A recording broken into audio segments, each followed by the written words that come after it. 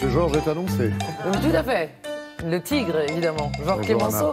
Clemenceau, c'est le titre d'un spectacle qui va en effet se jouer ce week-end au Palais des Congrès à Paris. Et une centaine d'artistes sur scène va nous replonger dans l'ambiance et l'histoire de cette Première Guerre mondiale avec les destins croisés de jeunes poilus arrachés à leur terre natale. Et un spectacle qui vraiment vous parle du désespoir, mais aussi du courage. Tout y est, c'est vraiment assez fort. Et c'est un bon moyen, je pense, de parler à des gens qui ne seraient pas forcément si curieux de ça, de la période historique. Le tout, donc, sur le regard de Georges Clemenceau. Georges Clemenceau, on s'en fait une idée souvent très autoritaire. C'était le cas, mais pas que. Mais pas que. Est-ce que vous saviez qu'il était un vrai amoureux des arts et de la musique. Et de la musique. Il avait même écrit lui-même une comédie musicale. En 1900, figurez-vous. Du coup, je pense qu'il validerait ce spectacle appelé Clemenceau. C'était une fantaisie musicale orientaliste, voyez-vous, qu'il avait fait mettre en musique par Fauré, rien que ça, qui avait été joué à Paris dans des théâtres. On ne le savait pas. Et bien pourtant, c'était une de ses facettes. On va en découvrir plein d'autres dans le spectacle ce week-end. Je vous encourage vraiment à y aller. Et là, je vous emmène, la production a une bonne idée. Ils ont amené les rôles principaux dans l'appartement de Georges Clemenceau à Paris pour une répétition chargée d'émotions. Je peux vous dire que ça a marché. On sentait l'ombre du tigre derrière les interprètes. C'était vraiment impressionnant. Je vous y emmène, vous allez voir que interprétation, émotion, histoire, tout ça, ça marche bien.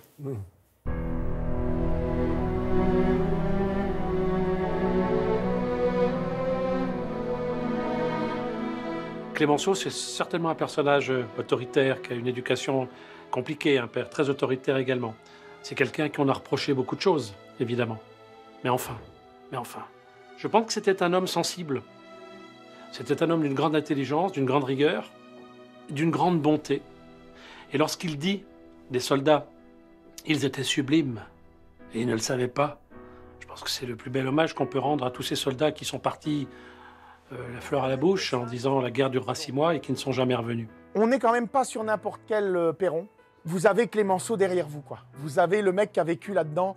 Il y a l'ombre du tigre qui plane. Pensez juste à ça. Ça va vous charger davantage encore. Je trouve que c'était important de faire un parallèle entre le sacrifice de ces soldats, mais le sacrifice aussi de toutes ces femmes qui sont restées et qui, à leur manière, ont fait l'effort de guerre pour qu'on arrive aussi à la fin de cette guerre le plus rapidement possible.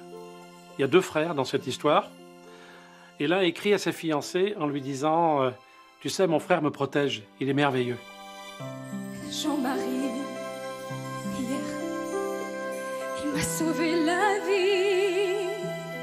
Pour d'autres, c'est l'éternelle nuit. Qu'ont-ils gagné à servir leur patrie? Le dernier poilu depuis 2008 a disparu. On a donc quitté petit à petit la mémoire vivante et on rentre petit à petit également dans l'histoire. Et c'est dans ce créneau que le fait de travailler à la fois Clemenceau et puis le souvenir des tranchées, le souvenir de l'effort de guerre, le souvenir de ces hommes et de ces femmes qui se sont battus pour leur pays, était à nos yeux vraiment important. Ils rêvaient d'océan et de main dans le sable, comme quand ils étaient enfants alors inséparables, grisés par tous les vents et les embruns du large.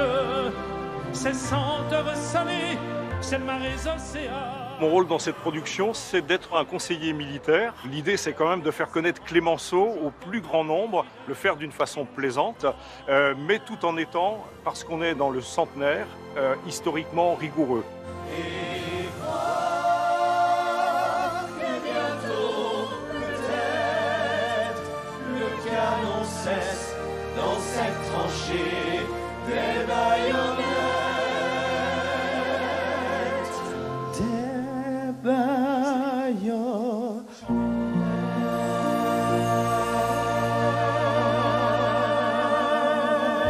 Coupé.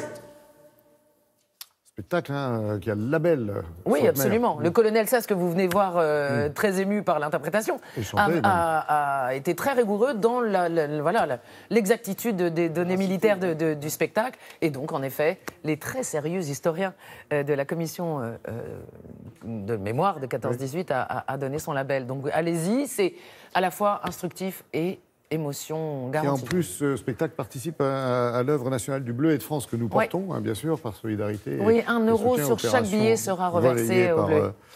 Par France 2, effectivement. Oui, c'est ça. Oui, donc plein de bonnes raisons d'y aller. Voilà, le Bleuet qui est en vente depuis le 3 novembre dans les rues de France et de Navarre.